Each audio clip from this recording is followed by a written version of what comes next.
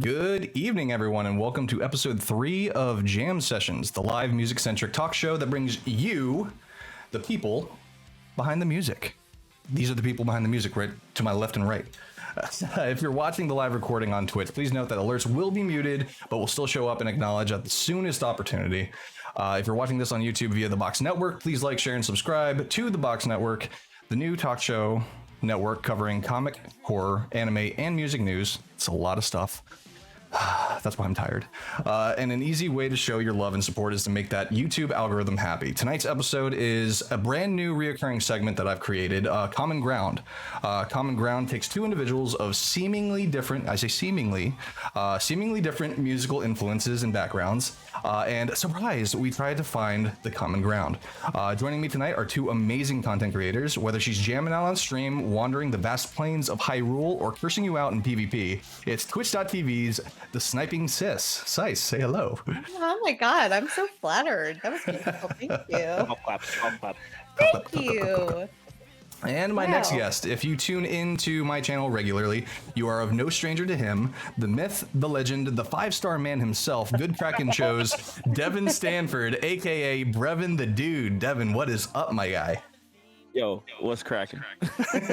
What's cracking? Oh, I wish Ernell were here to see that. I know. So how are you guys doing tonight? So how are you guys doing? I know, Sid, you're saying today was your first day back at work. It is. It was like my first day back in a job that I'm actually super hyped about, but it's gonna be hard. But I'm very, very hyped about it because it's been a long time. So good stuff. Good stuff. Yeah. Devin, how about you? What you got going on? Just worked way too long today. As you know, I pretty much got in here last minute almost. No, you actually had some were pretty good early. timing on that. Yeah, that was you were good. That was great. good. We had plenty of time to get everything set up and ready to go. Looks like things are going pretty well so far. I'm sure Jagger's here in chat. He'll let me know if I fuck something up. He usually does. Oh yeah. Yeah, he's Heart pretty good at will that. tell you too. Heart's Yeah, there you go. Yeah. So let's go ahead and start off with the discussion. So I brought you guys here because, like I said, I'm bringing in two people of seemingly different musical influences and seeing if we can find some common ground between the two. So we're going to start with musical beginnings. Your intro to music. What was like the first artist or band that really like, okay, I love this music. This is what I'm going to be jamming to for like a long time. Like I remember at one point, I think it was All Star by Smash Mouth. In the early years, Shrek. You guys remember that? The Shrek soundtrack. Let's go with the Sniping Sis. Sis, what you got for me? Honestly, and this is gonna come off so random, but I grew up on Jimmy Buffett, like a lot of that music, because that's what my parents loved. So for me, that's still like, I even have like one of his favorite songs of mine tattooed on me, because it just has always brought me this like peace. And I know it's definitely like a white people music, totally get that, but it's what I was raised on, so it's one of those things that it's always going to be a part of me, even though it's not like what I'm in love with anymore. It's just always a constant. But still Margaritaville has a nice little place in your heart, huh?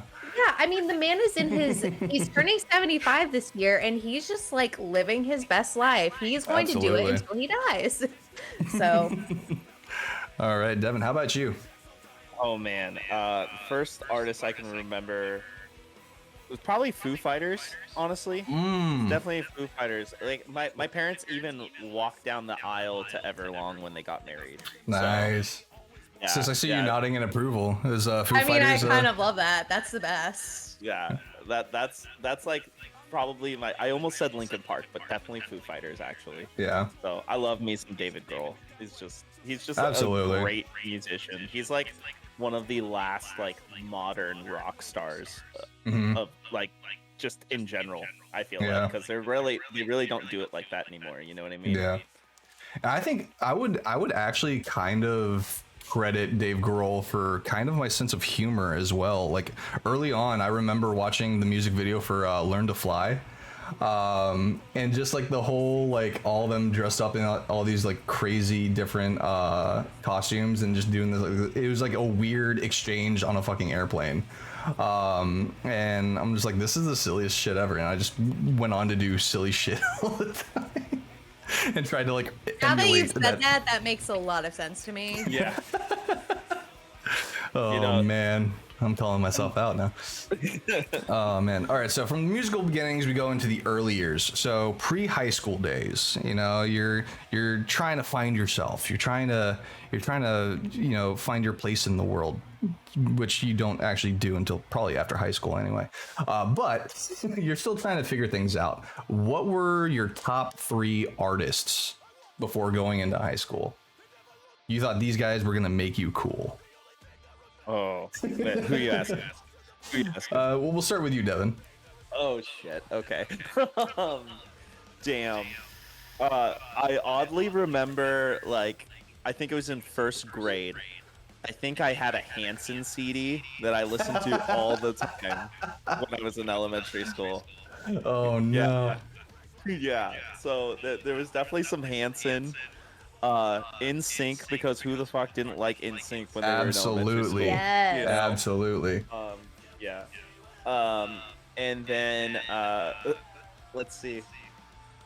Oddly enough, I remember like Eminem got really big when I was in elementary school. Like, I remember actually listening to him a lot with some friends, especially like the D12. Like, you don't know the name of my band, you know, like all that stuff. I remember that. Like in 6th grade. My salsa. So I'm just like, I'm trying to remember the stuff that is like the most concurrent in my elementary like years. You know what I mean?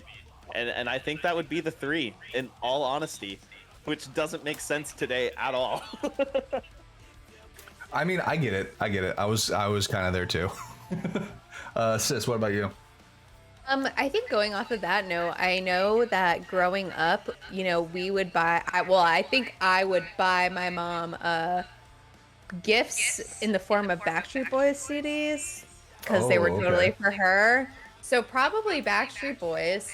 And then, you know, I was kind of having a hard time, but when you say pre-high school, I immediately thought of middle school and I thought of Tokyo Hotel, who I remember middle school. Yeah, I mean they're still doing the things. You know, but that was a whole, they were young. And then I don't know, at the time too, like Britney Spears was a huge thing and I loved Britney Spears before all the like, you know, stuff that happened for, you know, when that was when she was young and kind of starting out and working in tandem with all those other acts. So, and unfortunately taken advantage of, given all of the stuff that has come out from that. But on a lighter note, I do want to touch on something that both of you guys kind of brought up. This is kind of the main reason why I brought up the early years, because I know 4 artists that were very divisive at the time. Sometimes, I mean, nowadays we can kind of agree that they were all very talented in their own right. But Team NSYNC versus Team Backstreet Boys and Team Christina versus Team Britney. What are you choosing? All right. On the Team NSYNC versus Backstreet Boys thing, I never cared enough to be on one of those teams. Like, I didn't. Okay. I'm just being honest about that. Okay. You know, like, it's each group had hits, and I listened to both. Honestly, It's just NSYNC I listened to a little bit more because, touching on your Britney thing, I had that NSYNC Britney split back in the day. So, but the funny thing is, when it comes to Britney versus Christina, I'm gonna have to go with Christina, and that's just because I had a crush on her when I was a kid. Okay. Yeah. And she is a very powerful singer. Like, she is actually a really good vocalist. Really good vocalist. So, but yeah. I think in the terms of the boy bands, I think I'm like, I love NSYNC, I love Justin Timberlake, but the same thing, like, I just grew up listening to a ton of Backstreet Boys, and also Aaron Carter was super big for me growing up, so he just kind of was within that whole family. So for me, that was just kind of the Carters, and so for me, that that was no contest. But I love NSYNC. They were super talented, so I won't fight anybody over it. So you mentioned Aaron Carter, and I immediately get taken back to Lizzie McGuire. Yes. The Christmas episode. They dated. It's fine. Yeah. Oh my god, that's one thing too. So I remember one of the first CDs I ever owned. I begged my mom to buy it for me. It was Hilary Duff's first album. Hey. Yeah, because I was obsessed with Hilary Duff. Yes. Get it. Do you still have it? No. Please tell me you still have it. No, it might actually still be at my dad's place. I didn't check the old CDs when I went there a couple weeks ago. Or actually, that was last week. No, it was a couple weeks ago. Okay, it's a new week. Time is relative. Jagger in the chat, and he still listens to it on repeat. I will say, there have been moments where I'm like, what was that one song by Haley Duff or Hilary Duff? Let me just look it up. And then how dare you? I'm sorry. I get they did the thing that most people do when they get lazy with the names, and we're just gonna keep it with the same letter, get everyone all confused. But yeah, no. Oh God. It starts like "Let the rain fall down." Yeah, that one. Yeah, that was the one. I was obsessed with that song as a kid. Not only that, but also like the soundtrack to Lilo and Stitch. I was really big on Elvis. I really like that. Yeah, it's a great soundtrack. But as far as the whole boy band and Christina and Britney, I was actually Team NSYNC and Team Christina. Because I also had a crush on Christina Aguilera, but also her voice, just I enjoyed it better. And NSYNC, I mean Justin Timberlake. That's all. Yeah. That's it. That's it. He's hilarious. Yeah. And then I do want to have an honorable mention for the Christina Britney. You guys remember when Mandy Moore tried to jump into that? I don't even know who that is. Oh my god! At least. You know what? To be honest, because Princess Diaries and A Walk to Remember. That's pretty much the reason why I listened to her music, was because she sang in those songs in those movies. So, and I was like, these are bops. She's a bop, and then I never listened to her again. Yeah. No offense, sorry. Yeah, she kind of fell in with like the Ashley Simpson and all that. Yep. Which Ashley Simpson kind of like her career got shut down after SNL. But anyway, moving on. Her own grave. Yeah, moving on from that, the emo phase. We're going into the emo phase now. Right off the bat, did you or did you not have an emo phase, and why is it yes? I mean, I definitely did, but it probably wasn't as intense as like some of the other people I know. Like I said, I started listening to like Tokyo Hotel when I was in middle school, and when they were starting up, they were kids, and he was dark. Like, he was all out. He had porcupine hair that was black, and the chokers and the nails and everything. And then as I grew older, I got really into like the pop punk scene, but I never, minus like some poorly colored jeans and Converse, never really kind of outwardly looked like that. But the music wise, I definitely would consider myself to have it, just didn't look it. Okay Devin, what about you? All right, please tell me you had the long hair. Oh yeah, I can show you some pictures. Oh, let's go. We'll trade pictures after this.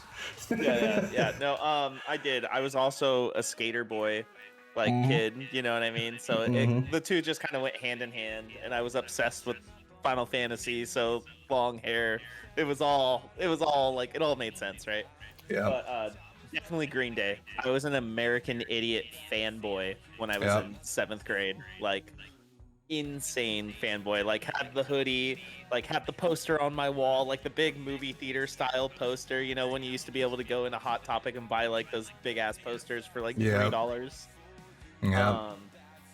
So yeah, loved Green Day. That's actually how I started playing guitar too. I just learned by covering their songs because they were all just 3 or 4 chords. There you go. Yeah, that's true. Like literally, like the discography is like every song's built off of 4 chords, and they just changed the patterns. It's genius if you think about it, because look where they're at. Yeah. Funnily enough, directly after the Hillary Duff album, I got American Idiot. Yeah. So I think that's what started my musical schizophrenia. So if I were to play my Spotify on its actual like library for you, it would go literally from Green Day to Bring Me the Horizon to Mariah Carey and Ariana Grande. Like it's wild. Next one is definitely Linkin Park.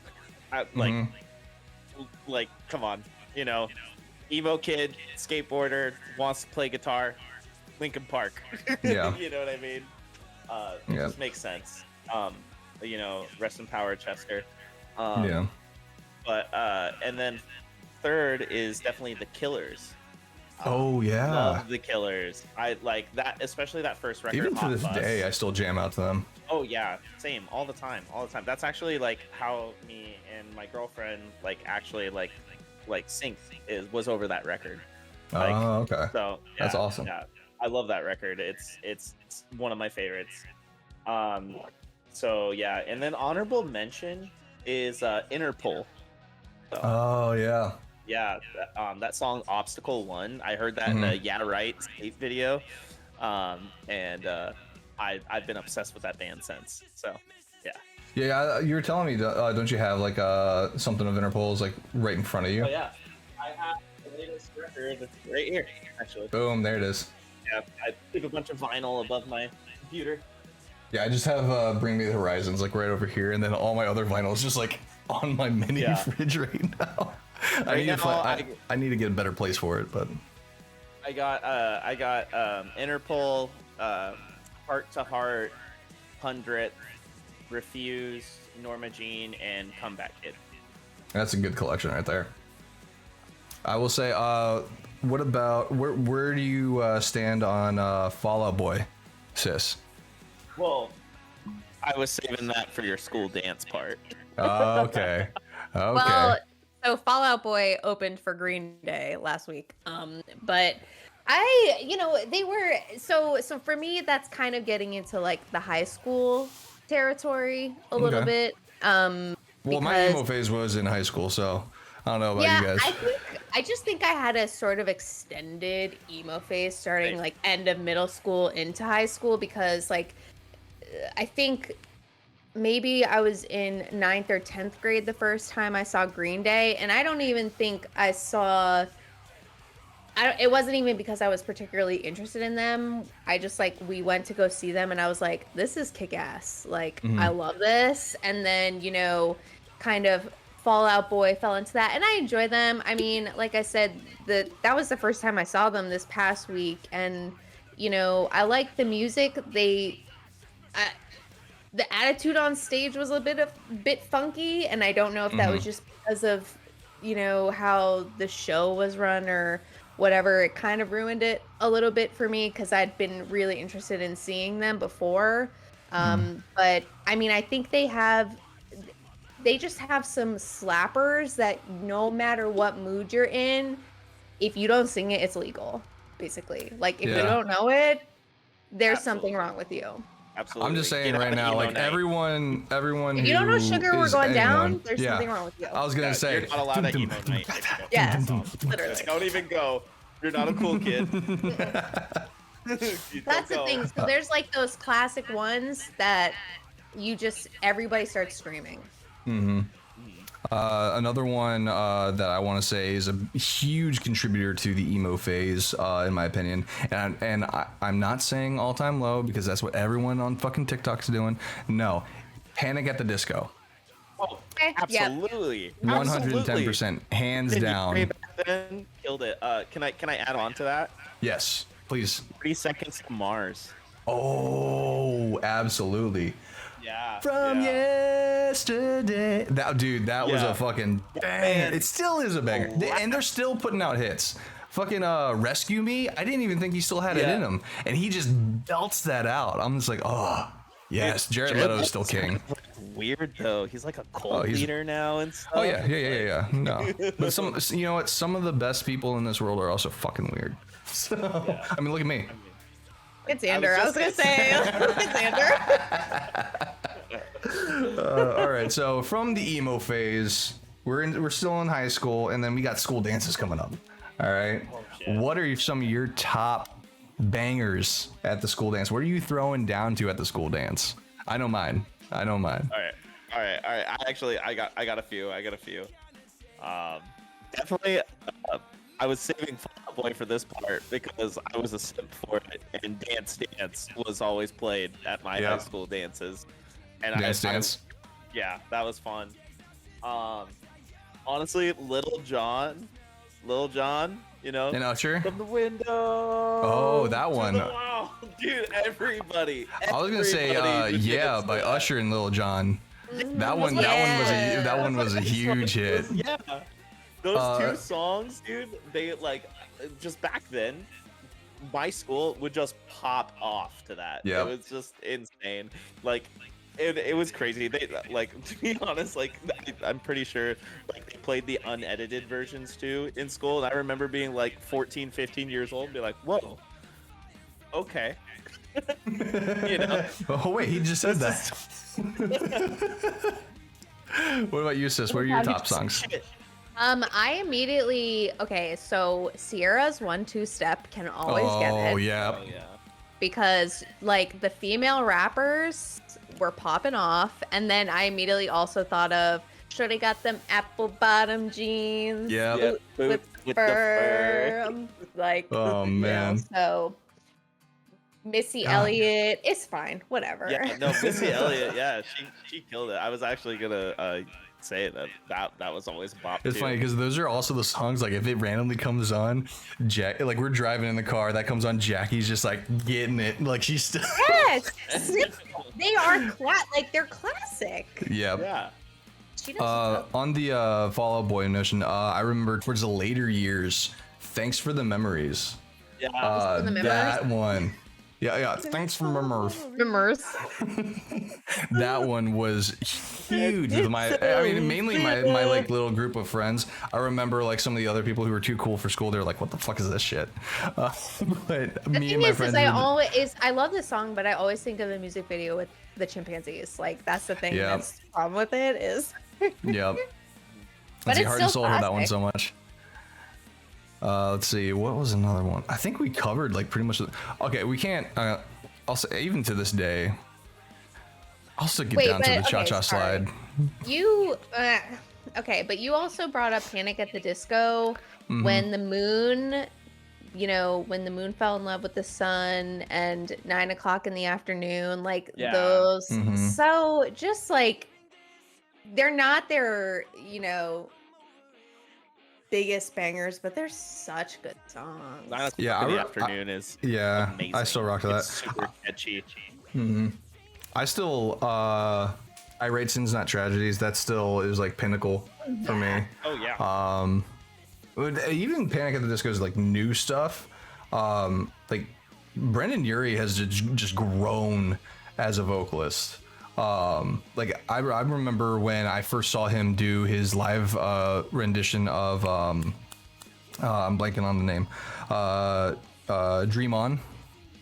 Oh yeah. Holy shit! I got chills because I'm gonna say he sounded better than Steven Tyler in my opinion. Yeah. I'm like, holy shit. Well, Steven Tyler isn't notoriously known as a great vocalist. Yeah, just having that range. He was able to get there, but he couldn't really do much with it. I see Brendan Urie come on Jimmy Fallon quite a few times and just play along with the Roots and sing songs and stuff, like like in between.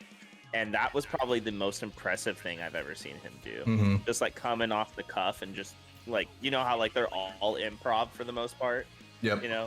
So I saw him play with them a few times. Yeah. Like, just through Jimmy Fallon, but still, it's like he was playing guitar and singing. So I was just like, see, that's one thing I always struggled with early on. I remember like there's a little bit where I did like an acoustic duet, and I had the hardest time playing and singing at the same time. So I would actually just like come up with stuff on guitar, show it to my partner in the duet, and then she would just take it and run with it, and then we would just harmonize for the song.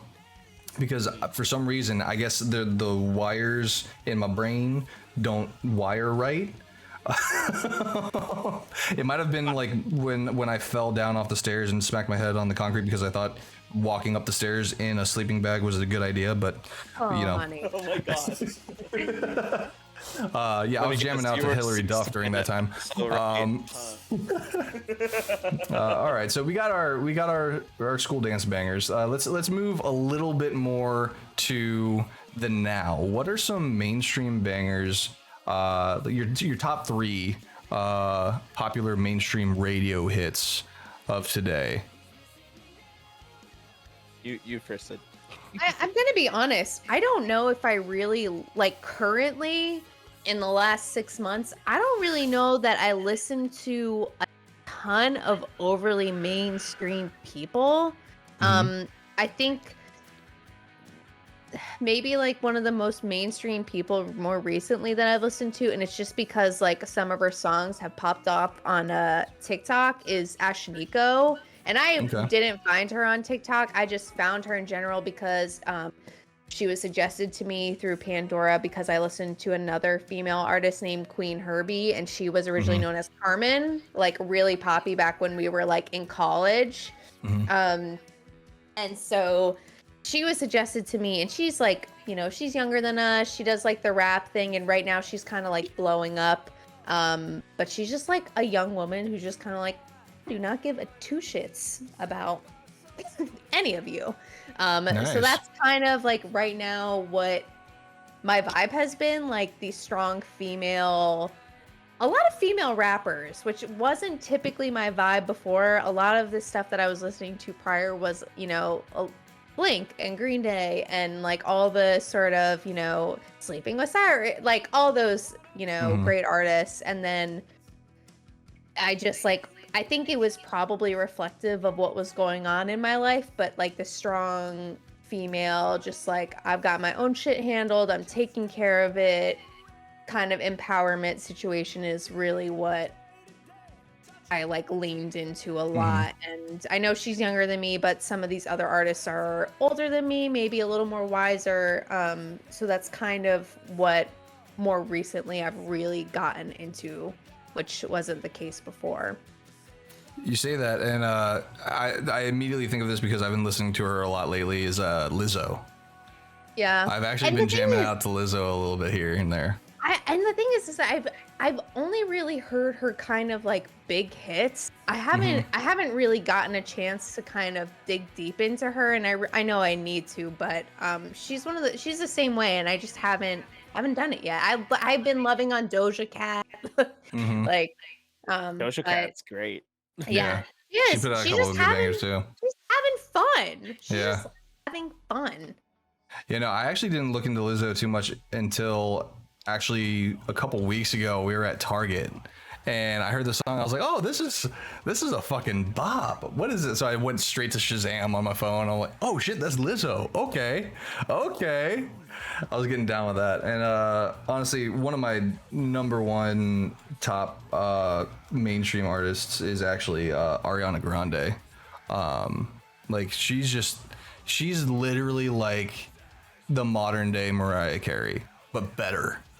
Yeah, I mean, I was maybe 2019. I was super into Ariana Grande, and I love her, like her first full-length album with like Honeymoon Avenue, when she did the super R&B, really showing off her vocals. Like that stuff, I know she never performs it, but it's so good. And now she does the more ultra poppy stuff, which is still good, and I still like it. But you know, to your point, she's just got such talent, and sometimes she doesn't show it off the way that I kind of wish she would do it. Yeah, what got me were the whistle notes that she does. That is just massively impressive. Yeah, and I don't care who you are. If you hate Ariana Grande with a burning passion, you cannot deny her talent. How can you hate her though? Like, I don't know. There's people out there. There's haters everywhere. There's haters everywhere. But on that note, I'm actually gonna go ahead and cue up a song. It's a cover of Ariana Grande. It's a rock cover of Positions. Oh hell yeah! I'm actually gonna go ahead and just skip this. I'm sorry, Amity Affliction. I love you guys, but it's we're gonna okay. skip That's ahead. fine. Do it. What about you, Devin? What are some Tell me the top things radio you're hits? listening to. Yeah. So, and this is actually just within the last few months. I am obsessed with the Midnight now. Ooh, Yeah, the Midnight. The song "The Vampires." It's just Vampires, like, super catchy. That's like kind of an older jam. But it still like comes on all the time. Yeah, you know what I mean. And, I used to get made fun of all the time in my office because that would be on the regular playlist that I play at work. And every time that saxophone hits, everyone's just like, "Damn, how old are you?" I'm like, 27. What do you mean? He's like, "Bro, you listen to music like you're fucking 50." Like, I'm like, "You guys don't like saxophone? Like, come on." Like, that saxophone is just killer. Plus, like, the whole 80s vibe. Oh yeah, you gotta appreciate saxophone. Yeah. Especially like for me, my mom listened to a ton of Depeche Mode Okay. when I was a kid. Okay. But like this just kind of falls in line with that. You know what I'm saying? Next one is this is a little bit of an older one as well, but again, this is just always on the radio. But the 1975, Somebody Else. Okay. So, yeah, those songs are just vibey, and I love me some emo music, and it's just alternative emo music. You know what Pretty I mean? much, yeah. The 1975 was definitely like mainstream emo. Exactly, but like disguised in like a Killer's MGMT like facade. Yeah. You know what I mean? Yeah, I feel that. And I don't know if you would really clarify this band as mainstream, but they got really big over the last couple years. Mm-hmm. But After the Party by the Menzingers. Okay. Love the Menzingers, but Yeah, they definitely like definitely grew in the last couple years for sure. Yeah. I mean, I mean, you know, like that world of music is like mostly my world, but like, Yeah. in a sense of like what's concurrent and like mainstream, you know, that's where I'm at there. As soon as they start popping up on like, I feel like as soon as they start popping up on like the popular channels on Sirius XM radio, that's where like, I kind of consider them pretty much mainstream at that point. On a concurrent rate. But yeah, no, that's actually surprising. I didn't expect that from you. Well, again, in a mainstream way, if we want to talk about bands I listen to every day, it's like North Lane and Era, and I saw some First Blood popping off on the playlist earlier. Yeah. You know, like I love some Serration, Dying Wish, like I love all that shit. While we're on the topic, sis, what is your kind of like go-to everyday kind of music? Dude, definitely metalcore for the most part. I've been obsessed with Australian metalcore, like Thornhill, North Lane, Void of Vision. Those three bands kill it. I really love Era. Like I don't think anybody does it like them. They are so talented. Like, See, I listened to all those bands too, and I didn't realize that Void of Vision and Thornhill are also Australian. Yeah. They're, like, dude, those two bands in North Lane are like, they're like all within like a 3-hour radius of each other. Oh man. Makes sense, right? Yep. But definitely that. And then like I listen to like a lot of Balance and Composure and Touche Amore and Circa Survive and Citizen Movements. I haven't listened to Touche Amore in like a long time. Dude, they came out with a record this last year that's actually Really? amazing. I'll have to get with you on that one. Let's see. Sis, what about you? What's kind of like your go-to everyday music? It honestly really just varies by mood. I listen, and you know, when I'm not listening to kind of the big stuff, I typically listen to a lot of like local. So I listen to a lot of local, I guess you'd consider them more like pop punk bands from up north, like where I grew up in New Jersey and New York. And then down here, I found a band that I really like, and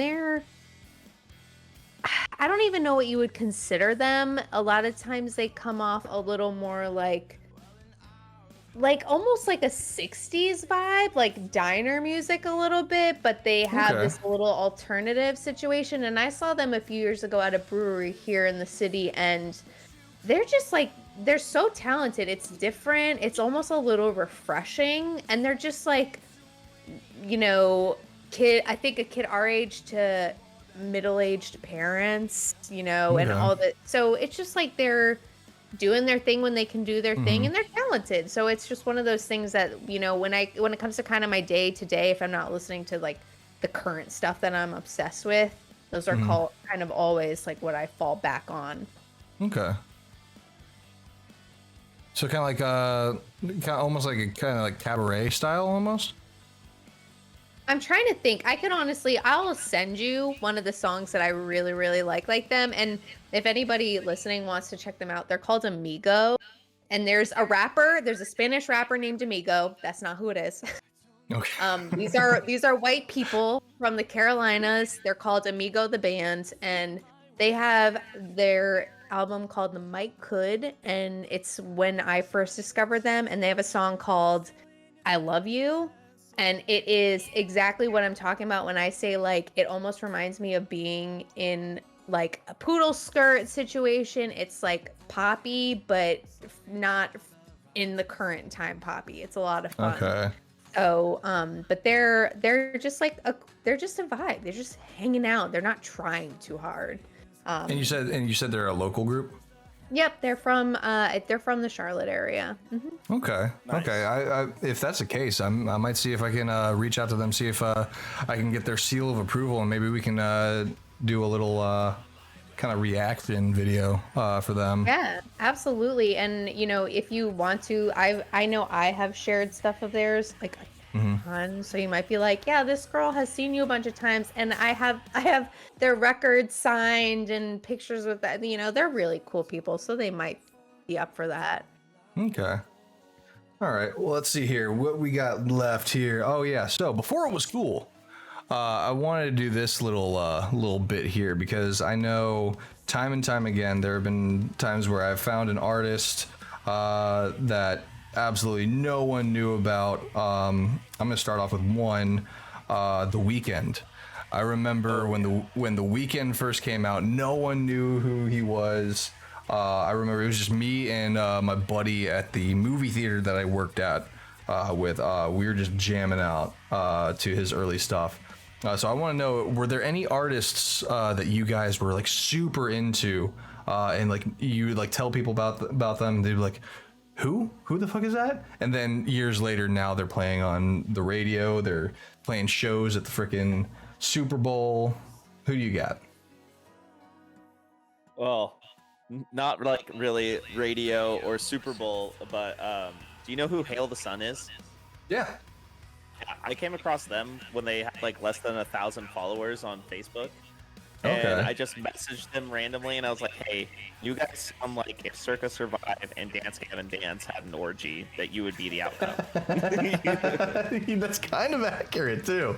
And then they said they loved it, and they're like, "Where are you from?" And then like I chatted with them for a bit, and the first time I ever saw them live was in a coffee shop in Portland. Oh, okay. And I wouldn't say they like broke mainstream or like super huge, but they're like headlining their own tours and like 1,000 cap rooms, and they've been popping off like with bigger bands in their genre like Dance Gavin Dance and stuff, and playing places like, at least in Portland, they play Crystal Ballroom, which is like one of the biggest venues here, and it's a beautiful venue too. But I mean, you got to be a beautiful venue with a name like Crystal Ballroom. Come on now. Yeah.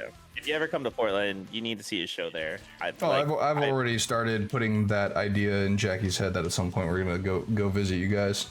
Oh, hell You also need to come to Charlotte. Thanks. That is true. That is true. Well, that will probably happen before Portland. Yeah. Considering we're the East Coast homies. Yeah. One of my favorite bands, 100th, is from Charlotte, North Carolina. Oh, that's true. Awesome. That's true. Yeah. Sis, I'll actually have to send you some. You might like some of their new stuff. Let's see, check it. Yeah, Devin's audio is a little bit choppy. Yeah. Is it choppy in Discord? Yeah, it was a Yes. little bit choppy in Discord. It happens every now and then. I think you might be having one of those internet blips. Let me tell y'all, I've been fighting with Comcast lately. Yeah, I know you have. Let's see, Sis, what about you? What do you have any artists that you were jamming to before anyone else? Honestly, I feel like the story so far, That's Like- over there. you know, and yeah, it like the first album was a bit aggressive, and now as years have gone by, people just like love the shit out of them, and I was like, okay, but where were you though? So like, I think for me, that's probably the biggest one that I could think of that Okay. I listened to years and years ago, and now that, you know, I don't even know if they've released something new since the album that I'm thinking of, but you know, now I mean, that you ask certain people, and they would venture to say that they were kind of like the pinnacle of pop punk for a lot of people. They kind of yeah, like and set that's the bar. fair. You know, I mean, again, they were like when I found them at at our age, like they were kids. Yeah. They were kids. Yeah. And now they've kind of grown up a little bit, and I still enjoy their music because I've gotten older. So I'm like, okay, I vibe with this because you've grown the fuck up, and I'm into it.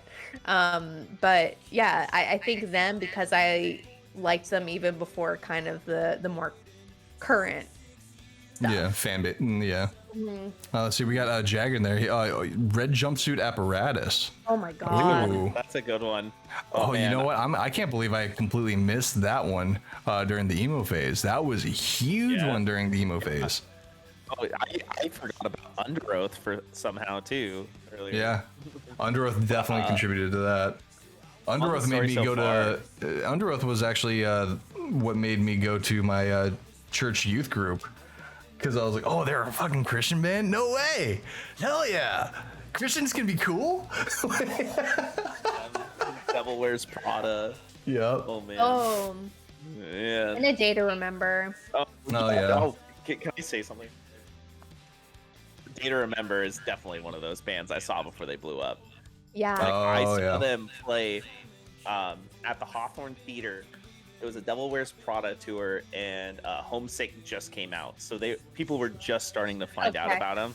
So it was That's right where they before blew got up. really big, Yeah. and it like literally Homesick came out 2 months, and then they went on this tour. They weren't even the headliner, and they opened with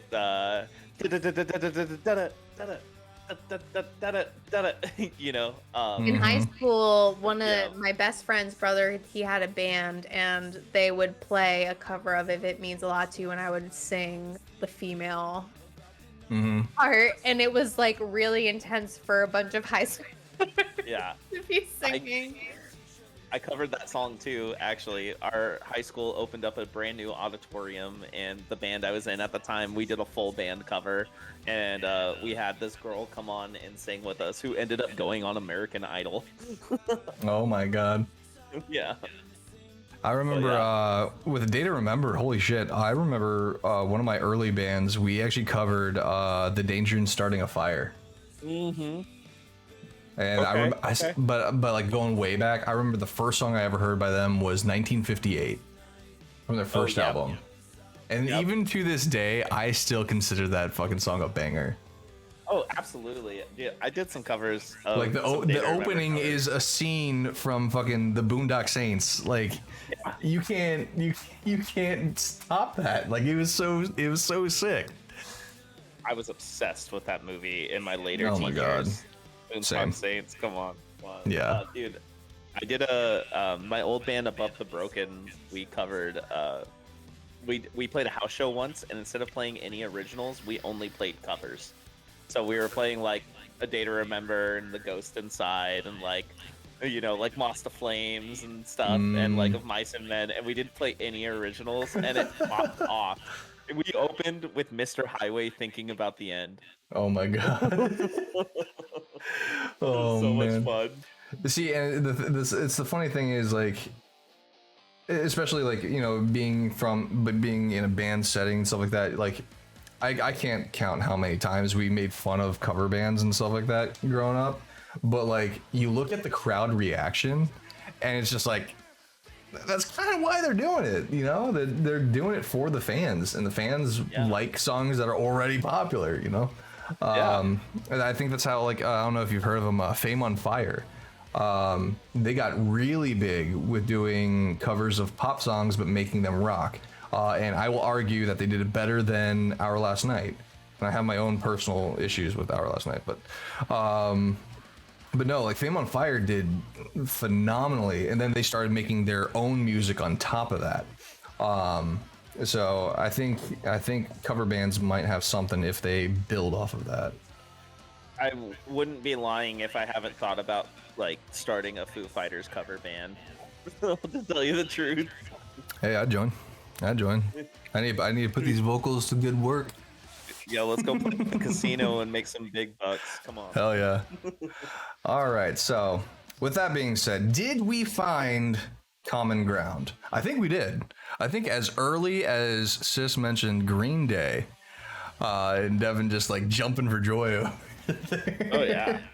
We got that and a story so far. Look at that. And now I'm gonna be totally honest. I picked these two simply based off of face value, right? If you are familiar with the Sniping Sis, she loves to sing on stream. She loves to play the ukulele on stream, and they tend to be a little bit more on the poppy side. And then if you know Devin from Good Kraken Show, by the way, if you're not following these guys, go follow them. If you're watching on YouTube, their links will be in the description box below. But Devin here throws down hard. Earlier, I think if anyone was here for the little intro portion, we had a song by Sharptooth, and he was like, "Yo, I'm about to break my fucking desk." Like, he's like, he throws down. But yes, Jagger, thank you in chat. Go ahead and hit that shout out. Go ahead and give a shout out for Good Kraken Show. But Devin, you are starting up your own personal channel soon, right? Yes.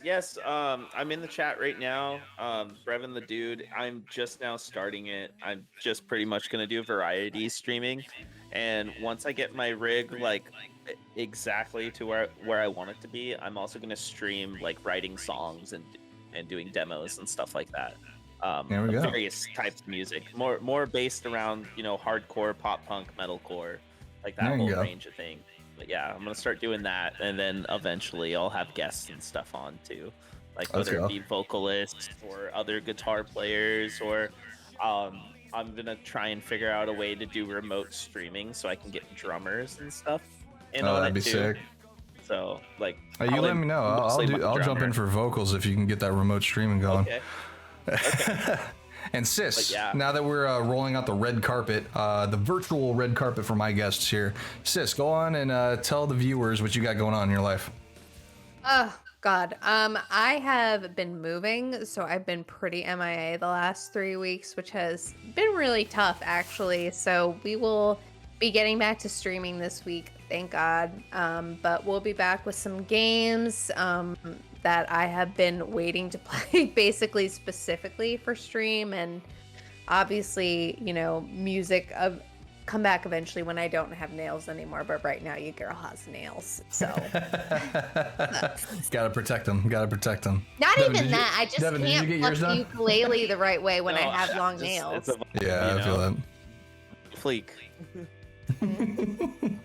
All right, well, there you have it, everyone. Thank you again for joining me tonight. Those of you watching live, thank you so much for hanging out with us. And if you're watching the recording on YouTube, again, if you enjoy this show and you want to see more of this and more like it, please like, share, and subscribe to the Box Network. Tomorrow night, me and Jagger, everyone say hello to Jagger in chat. Me and Jagger will be back for another episode of Comic Relief, where we break down everything that we know going into DC's Titans Season 3 with our special guest, Big 75, Husky 75, or as we like to call him, Husky. Wednesday, we have a new episode of Otaku's Anonymous, and Thursday, a new episode of Cursed Tapes. So stay tuned for more information on that. We are on Instagram, we are on Discord, and we are now on Twitter. We have a Twitter account. We got that One figured of out them like tweeters? we got that figured out. What was it? Probably about an hour and a half ago. So yeah, but for more information, yes, please join the Discord or follow us on the various social medias. Links for all of that will be in the description below, as well as links for these wonderful content creators that joined me tonight. Thank you so much for joining me, guys. I loved having you on, and I would love to have you guys on in the future. But yes, thanks again, and I will catch you guys next week. Peace.